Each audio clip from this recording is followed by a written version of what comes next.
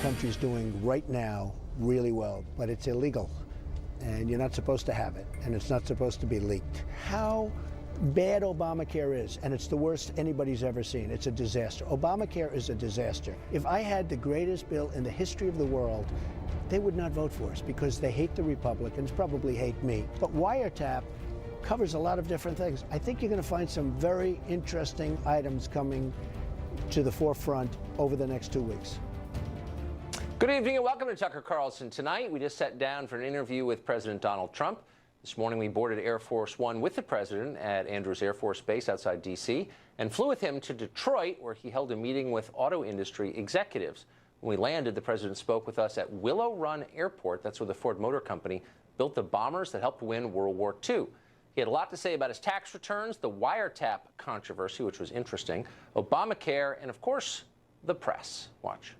Mr. President, thanks for joining us. Thank you. So last night, your tax return from 2005, the first 2 pages, appeared, and the reporter who got it, he said in his mailbox, said that the front of it is stamped client copy, and he suggested that it did not come from the IRS, but that it was leaked to him potentially by someone in the White House. Was it?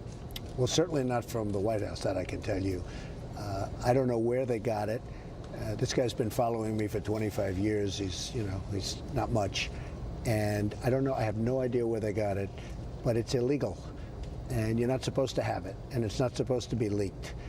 And it's certainly not an embarrassing tax return at all, but it's an illegal thing. They've been doing it, they've done it before, and I think it's a disgrace.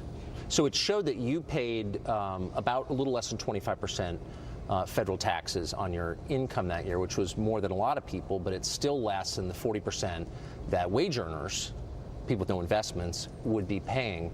Is it fair to have a tax system, I know you're doing tax reform soon, where wage earners pay twice the tax that investors do?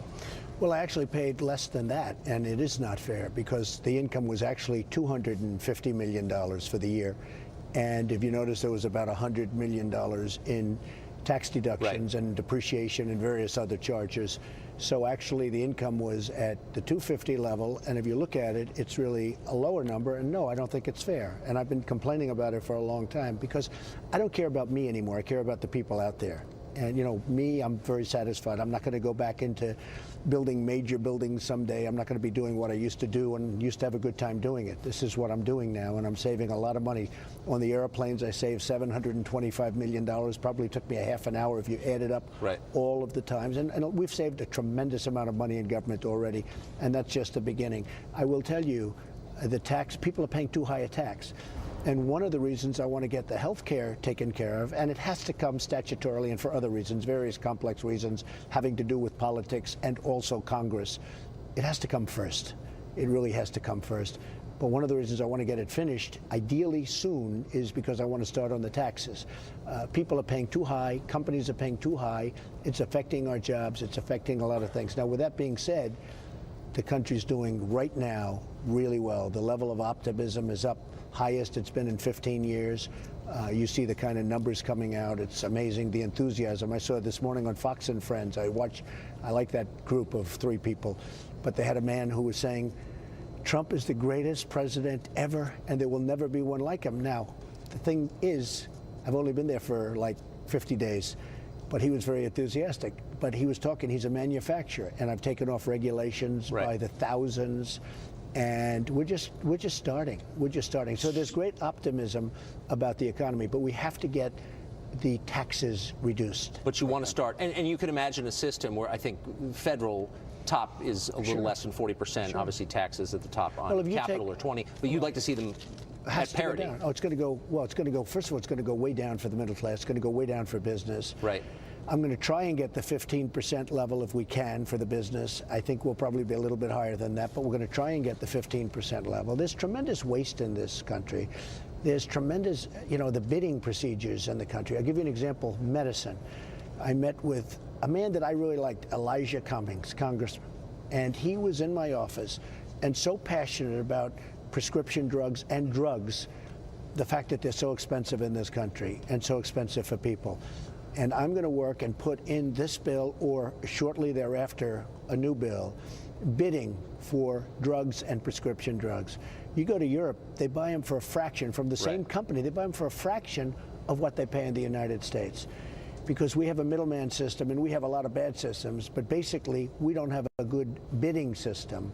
And we're going to get drug prices so far lower than they are now, your head will spin. So you said in a subsequent bill, let's talk about this bill. So it's been 7 years since Obamacare passed, and Republicans have said the whole time, we're going to get rid of it, Yeah. and we're going to give you something better. Are you satisfied that the bill we're now looking at, that Paul Ryan is pushing, is the best that Republicans could do after 7 years of thinking about it? I think we're going to have negotiation, but you have to understand, we only have 52. We only have 2 votes. We have a 2-vote margin. And you're always, to get 52 people is very hard. If we had 60 or 60 votes, we could do something differently. But we're never going to get a Democrat vote. They're never going to vote for us. If I had the greatest bill in the history of the world, they would not vote for us because they hate the Republicans, probably hate me, but they hate the Republicans so badly that they can't see straight. So they're always going to vote against us. It's really a shame. Right. Because, and that's one of the problems that we have when people come into my office about lowering drug prices, lowering other things. The Democrats are always going to vote against us. It's been simmering for years. The hatred has been there for years, not just with me. I mean, the hatred's been there for years. When I was in Washington years ago, I'd come in and Republicans, they'd fight with the Democrats during the day, and then you'd see them out to dinner at a restaurant and the families would be out. I mean, they got along. The hatred is so incredible. And honestly, it's been like that for a long time. It's been like that through the Obama years. It's been like that to a large extent through the Bush years. But if we had 60 votes, perhaps we'd do it a different way. But the only way you're going to get it passed is with Republican votes, because the Democrats, no matter how bad Obamacare is, and it's the worst anybody's ever seen, it's a disaster. Obamacare is a disaster. The premiums are going up at numbers at as high as 116%. And by the way, this year will be the worst year of all. And I said the other day, they criticized me. I said, look, Obama's gone, smart guy. He put things on. 17 is going to be the worst year because he's gone. He knew that was the year. I mean, let him be out before it implodes. Obamacare is imploding. It's a disaster. And the Democrats know that. If we had the greatest health care bill ever in history, and we needed 8 votes from the Democrats to get us up to the 60 number that you would need, they wouldn't vote for it. So it's a very selfish thing. They're doing a very, very bad disservice to the country. This bill has as one of its centerpieces a tax cut for investors that would primarily benefit people making over $250,000 a year. Already done pretty well in the past 10 years, as you know. Yeah. A Bloomberg analysis showed that counties that voted for you, middle-class and working-class counties, would do far less well under this bill than the counties that voted for Hillary, the more affluent counties. I know. It seems like maybe this isn't consistent with the message of the last election. No, a lot of things aren't consistent. But these are going to be negotiated. We've got to go to the Senate. We're going to see what happens in the Senate. Now, right now, we have 5 or 6 senators that look like maybe they're not going to, I'm talking about Republican senators, because we're not going to get one Democrat to vote for it. Again, if this bill were perfect, if it was the greatest thing for Democrats and Republicans, we wouldn't get one Democrat vote. They're going to vote against it. Because of selfish, because of stupidity, because it's politics. It's really bad for our country, what's going on. I mean, what's going on for years, but it's really bad for our country. We will take care of our people, or I'm not signing it. Okay, just so you understand. And this is very preliminary. that Paul Ryan, I mean, it doesn't seem like you agree on economics or foreign policy or social policy. Are you confident that you share enough in common that he's on board with your interests? I think he is on board with the American people. I do believe that strongly. I think he is on board with my presidency. I think he wants to make it very successful. I like him. We had our run-ins, as you probably have heard, initially. But I think he is very much on board. He wants to do the right thing. That I believe 100%. We're going to take care of the people. And by the way, if we're not going to take care of the people, I'm not signing anything. I'm not going to be doing it, just so you understand. Right. I'm in a little way, I'm an arbitrator. We have the conservatives. We have the more liberal side of the Republican Party. We have the left, we have the right within the Republicans themselves. You got a lot of fighting going on.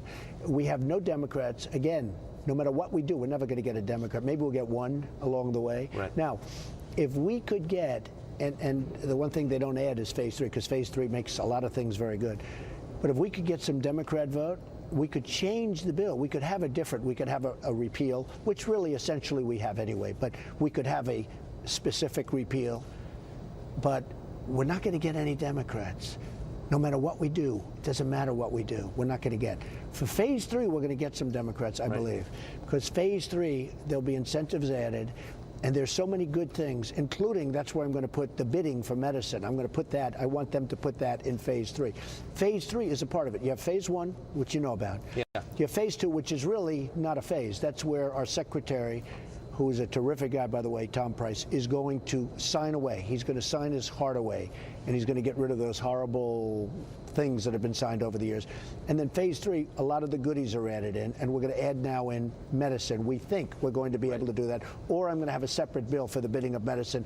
We're going to bring the cost of medicine way down, prescription drugs and drugs. So on March 4th, 6:35 in the morning, you're down in Florida, and you tweet, "The former administration wiretapped me, surveilled me at Trump Tower during the last election." How did you find out? You said, "I just found out." How did you learn that? I've been reading about things. I read in, I think it was January 20th, a New York Times article where they were talking about wiretapping. There was an article, I think they used that exact term. I read other things. I watched your friend Brett Baer the day previous, where he was talking about certain very complex sets of things happening and wiretapping. I said, wait a minute, there's a lot of wiretapping being talked about. I've been seeing a lot of things. Now, for the most part, I'm not going to discuss it because we have it before the committee, and we will be submitting things before the committee very soon. That hasn't been submitted as of yet. But it's potentially a very serious situation. So 51,000 people retweeted that. So a lot of people thought that was plausible. They believe you. You're the president. Yeah. You're in charge of the agencies. Every intelligence agency reports to you. Why not immediately go to them and gather evidence to support that? Because I don't want to do anything that's going to violate any strength of an agency. You know, we have enough problems. And by the way, with the CIA, I just want people to know, the CIA was hacked and a lot of things taken. That was during the Obama years. That was not during us. That was during the Obama situation. Mike Pompeo is there now doing a fantastic job. But we will be submitting certain things, and I will be perhaps speaking about this next week. But it's right now before the committee, and I think I want to leave it there. I have a lot of confidence in the committee. Why not wait to tweet about it until you can prove it? Don't you devalue your words when you can't provide evidence? Because the New York Times wrote about it. You know, not that I respect the New York Times. I call it the failing New York Times. But they did write on January 20th using the word wiretap. Other people have come out with right, but you're the president. You have the ability to gather all the evidence you want. I do, but I think that, frankly, we have a lot right now. And I think if you watch... If you watched the Brett Baer and what he was saying and what he was talking about and how he mentioned the word wiretap, you would feel very confident that you could mention the name. He mentioned it, and other people have mentioned it. But if you take a look at some of the things written about wiretapping and eavesdropping, and don't forget, when I say wiretap, those words were in quotes. That really covers, because wiretapping is pretty old-fashioned stuff, but that really covers surveillance and many other things. And nobody ever talks about the fact that it was in quotes, but that's a very important thing. But wiretap covers a lot of different things. I think you're going to find some very interesting items coming to the forefront over the next 2 weeks. And you may see some of those on Twitter. The president goes on to talk about tweeting. He's going to keep doing it even though it gets in his own way sometimes. In part 2 of the interview, the president will tell us why. And then there's breaking news tonight. The president wrapping up a rally in Nashville, Tennessee, where he addressed the latest threat to his new travel ban. A judge has weighed in. We'll go live to Nashville for the latest. Stay tuned. Welcome back. We traveled to the city of Detroit today in Air Force One and interviewed the president there. Here's part 2 of that interview. Do you talk to anyone before you tweet? And is there anyone in the White House who can say to you, Mr. President, please don't tweet that, who you would listen to? Well, let me tell you about tweeting. I think that maybe I wouldn't be here if it wasn't for Twitter, because I get such a fake press, such a dishonest press. I mean, if you look at, and I'm not including Fox because I think Fox has been fair to me, but if you look at CNN and if you look at these other networks, NBC, I made a fortune for NBC with The Apprentice. I had a top show where they were doing horribly, and I had one of the most successful reality shows of all time. And I was on for 14 seasons. And you see what happened when I'm not on. You saw what happened to the show. It was a disaster. I was on, I was very good to NBC, and they are despicable. They're despicable in their coverage. CBS, ABC, you take a look at what's going on. I call it the fake press, the fake media. It is a disgrace what's happening. So, but then they say to you, but you're, I mean, as you know, the response, look, so you had this big speech to the joint session on Tuesday. You had great press all week, bipartisan, and then you let off this tweet, and immediately people say. No, it wasn't that tweet.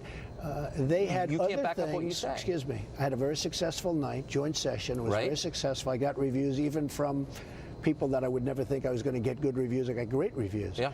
And then all of a sudden they came up with a new dialogue in order to kill that. So that speech was hot for about 2 or 3 hours after the speech was made, because they came up with other things having to do with other people that they shouldn't have been able to do and they shouldn't have done, but they did it. And you know exactly what I'm talking about. So the news is not honest, much of the news. It's not honest.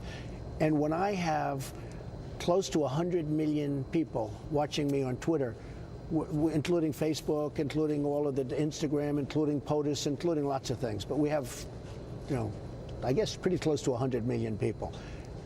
I have my own form of media. So, you know, if I tweet 2 or 3 or 4 or 5 times a day, and if most of them are good, and I really want them all to be good, but if I make one mistake in a month, now, this one, I don't think is going to prove to be a mistake at all. Do you think it's okay to make? Because the counter-argument, even from people who support you, who say, look, I support Donald Trump, I believe what he believes, and I want him to succeed badly, but if the president says something that cannot be proved or is demonstrably untrue, well, let's see whether he devalues his own currency. Let's see whether or not I proved it. You looked at some proof. I mean, let's see whether or not I prove it. I just don't choose to do it right now. I choose to do it before the committee, and maybe I'll do it before the committee. Maybe I'll do it before I see the result of the committee. But I think we have some very good stuff, and we're in the process of putting it together, and I think it's going to be very demonstrative. But just on Twitter, if I don't do that, I won't get my word out.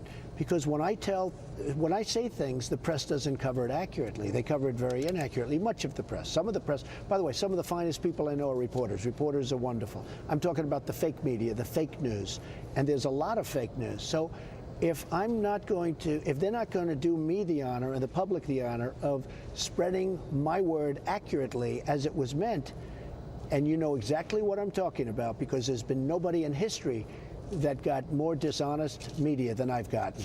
You look at some of the stories in the New York Times, you look at some of the stories in the Washington Post, take a look at what's going on with CBS and NBC in particular, and ABC, and take a look at CNN. It's a complete hit job. No matter what you do, no matter how good, no matter how great it is, they don't report it in a positive fashion. So when I can reach, whether it's 90 million or 100 million or 80 million, however many people it may turn out to be when you add everything up, and then of course it gets disseminated from there, when I can reach that many people, Twitter is a wonderful thing for me because I get the word out. Does it ever go through any kind of mediator? Sure it does, sure. You sometimes show your staff sometimes I'll have something and I'll say, what do you think about this?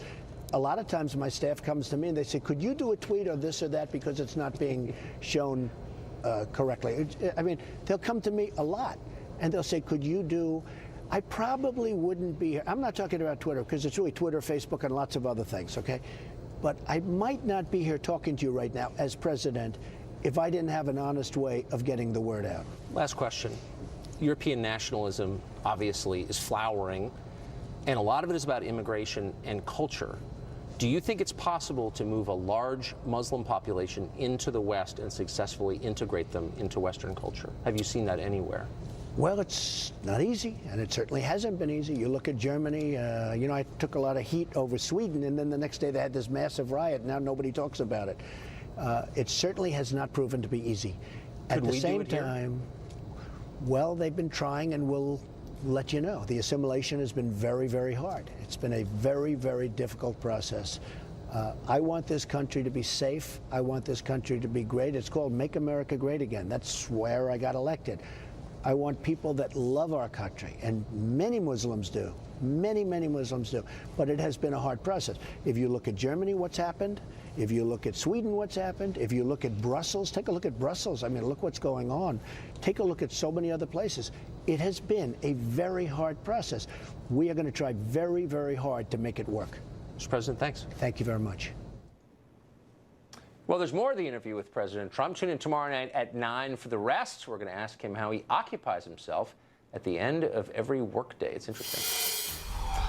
Up next, the president just told us he didn't leak his taxes and that whomever did flagrantly broke the law. We've got a panel to break that down. Well, in our interview with President Trump, the president said this about the Obamacare law. Are you satisfied that the bill we're now looking at, that Paul Ryan is pushing, is the best that Republicans could do after 7 years of thinking about it? I think we're going to have negotiation, but you have to understand, we only have 52. We only have two vote. We have a two-vote margin. And you're always, to get 52 people is very hard. If we had 60 or 60 votes, we could do something differently. But we're never going to get a Democrat vote. They're never going to vote for it. Obamacare is a disaster. The premiums are going up at numbers at as high as 116%. And by the way, this year will be the worst year of all. And I said the other day, they criticized me. I said, look, Obama's gone, smart guy. He put things on. 17 is going to be the worst year because he's gone. He knew that was the year. I mean, let him be out before it implodes. Obamacare is imploding. It's a disaster. And the Democrats know that. If this bill were perfect, if it was the greatest thing for Democrats and Republicans, we wouldn't get one Democrat vote. They're going to vote against it because of selfish, because of stupidity, because it's politics. It's really bad for our country, what's going on. I mean, what's going on for years, but it's really bad for our country. We will take care of our people, or I'm not signing it. Well, the president says Paul Ryan's Obamacare repeal bill is the solution for the Obamacare disaster, but the American people are apparently wary. A new Fox News poll shows that just 34% of voters favor replacing Obamacare with it, 54% oppose. Congressman Chris Collins of New York was the first congressional Republican to endorse President Trump, and he helped create the new Obamacare repeal bill. He joins us tonight. Congressman, thanks a lot for coming on. Yes, good evening. Good to be with you, Tucker. So you've seen those numbers. You saw what the president just said. He was notably tepid when asked about the details of the new bill, and he said, look, we'll negotiate this. What would you be willing to see go to be stripped from the bill in order to get it through the Congress? Well, the president, by the way, he was energized. He was confident. I watched your interview. I was certainly proud to call him my president. Yeah. He's got boundless energy. What I would say, Tucker, we've been working on this, for a long time, as you know. I've been working on the fundamental changes to Medicaid now for well over a year on a task force to come up with the per capita cap block grant. We have liberal members, from the New Jersey, New York, Ohio areas. We've got the conservatives from Texas, Florida, Louisiana. This is a compromise bill, and with compromise, it's not perfect for anyone, but it accomplishes what we do need to accomplish financially, putting the Medicaid expansion, which we are continuing, that is a compromise, but at a normal reimbursement rate. In the case of New York, 50%, not 90%. But right now, I think what we have is already the compromise plan that the Speaker is going to be bringing to the House floor in about 2 weeks. I don't, frankly, as somebody that's been very involved in this, see too many tweaks coming, because if you tweak at one end, you lose a moderate. You tweak it on another end, you lose a conservative. I think we're right there in the middle, okay. And I think by and large, with maybe a couple of small items, this is what we're going to go forward with. Well, I mean, you're the authority on the politics of it, not me. But to the substance of it, does it seem a little strange how far this bill is from what President Trump ran on? And apparently it disproportionately helps voters in the upper brackets. I mean, it clearly does. Those are not Trump voters. And yet it also apparently is going to result in the loss of coverage for millions of people. That's kind of the opposite of what he said when he was running for president. Well, we are dealing with a deficit, knocking $337 billion off of the deficit moving forward. We're lowering premiums over the next 10 years, which was something we were absolutely focused on. We are, as a compromise, continuing the expansion of Medicaid, yes, at a lower reimbursement, but it's the normal reimbursement rate states get for Medicaid. And I don't believe the CBO scores that somehow 14 million Americans are dropping off next year. I mean, next year there's effectively no changes. I still can't get my head around why somebody, we're not changing the exchanges next year. I'm a little befuddled by that one. But what we are doing that is huge for the economy, which is what the president talked about, is we're eliminating the employer mandate. Small businesses with 48, 49 employees can now grow to 55 or 60 employees. Workers that were forced to drop from 39 hours a week to 24, 25 hours a week, had to take on 2 part-time jobs, can go back to 1 job at 39 hours to supplement their income if they're looking for a part-time job. So really, on the economic front, to get our country growing, we're eliminating $1 trillion in taxes by eliminating the employer mandate, the individual mandate, the health insurance tax. Right. So I this got is that, going to be and the investment a great tax driver for the economy. Well, and I hope that that's true. Finally, quickly, the president, you heard him say there's a third phase to this, and he said that's where all the goodies are, lowering drug prices, et cetera. That third phase would require buy-in from a fair number of Democrats. Is that realistic? Well, I think we're talking about tort reform, and I do think, while a lot of Democrats are in the pocket of trial lawyers, I think we all realize that there's a lot of defensive medicine, doctors ordering tests that they know aren't needed, but just in the fear of a lawsuit. So we're going to be putting tort reform on in what we'll call that third phase, which we do need 60 votes in the Senate. The other one is competition across state lines. That will be in that third bucket as well to help reduce premium cost. Okay. Congressman, good luck with that. Great to see you. Thanks for coming on. Good to see you, Tucker. Up next, President Trump says that his claim President Obama wiretapped him will be verified sooner rather than later. Our panel will be back to assess. Stay tuned. Well, President Trump told us in his interview that when all is said and done, his claim about Obama spying on him will be vindicated. Watch. On March 4th, 6:35 in the morning, you're down in Florida and you tweet, the former administration wiretapped me, surveilled me at Trump Tower during the last election.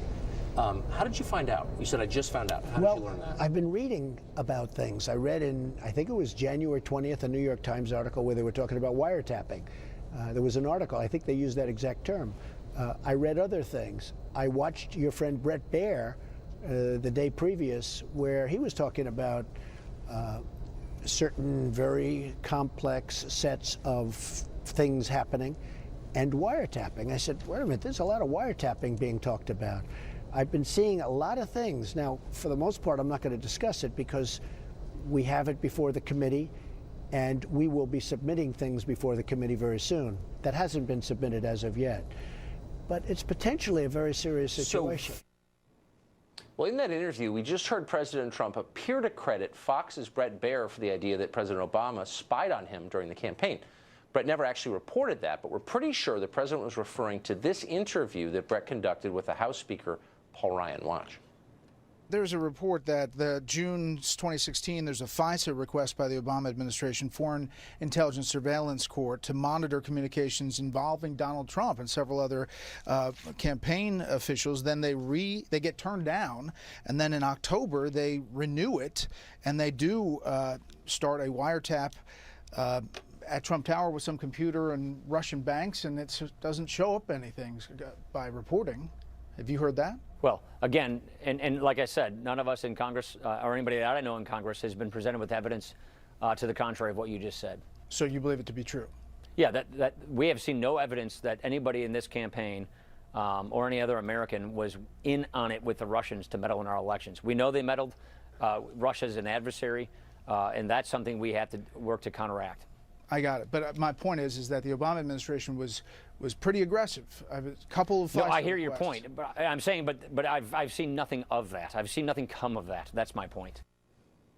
Well, to the panel, Brett clearly said report of a FISA request in his questioning of the Speaker of the House.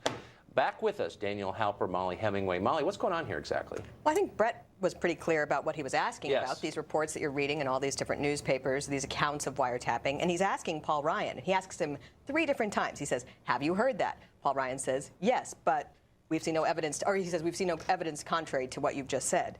He says, do you believe it to be true? He says, yes.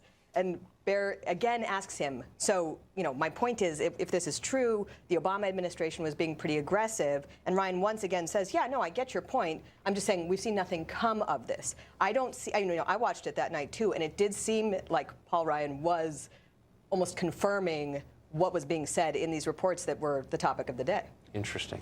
So, Daniel Halper, I don't think anybody thinks that President Obama went and spliced the wires going into Trump Tower and wiretapped President Trump. But anyone who's lived here for a while and paid attention knows that it's entirely plausible that the U.S. government, one of its component intelligence agencies, scooped up data coming into or out of Trump Tower. That's not a crazy accusation, actually. Look, we just don't know, and there's nothing that he said tonight tells us that this is what happened, but also nothing disproves it, right? So we don't actually know. He said he's going to come up with evidence, and it will be presented to the committee. So I think, in a way, we just need to be patient and wait and see. Yeah, it's possible. It's unlikely, but it's possible. We just haven't seen any evidence of it, and I think it's just a wait and see. Let's see what, there's Congress is investigating this, and we will wait and see if it depends what you mean by it. I mean, I think it's entirely likely, in fact, probable that the U.S. government has somewhere in its possession data from Trump Tower during the campaign, whether intentionally or unintentionally. I think that's entirely possible. The White House, in my view, should have presented it with this tweet. You can't say things without backing them up if you're the president. But I also got the impression in talking to the president on and off camera today, they take this seriously, and I think, and he alluded to it, they have information that they're going to present as evidence. Well, I totally agree that everyone needs to put up or shut up. There has been far too much information put out there without any evidence to back it up. We are months long into a selective leak campaign that has involved former Obama intelligence officials selectively releasing information that did come from surveillance. We have transcripts of phone calls. We have all these nefarious reports, and all sort of designed to make people think that there's this treasonous involvement with Russia. But we don't actually have evidence. There's not a scintilla of evidence from someone who's a named source providing anything that would provide support for this. And you also have the former Obama's ODNI Clapper saying 2 weeks ago that he had no reason to believe that there was any collusion between Trump and the Russians. So yes, we do need to actually just wait and see what comes out. On both sides, and I agree, it's actually driving me crazy. If I hear one more person accused by inference or innuendo, I think I'm gonna jump through the set. Thank you both. Thank you.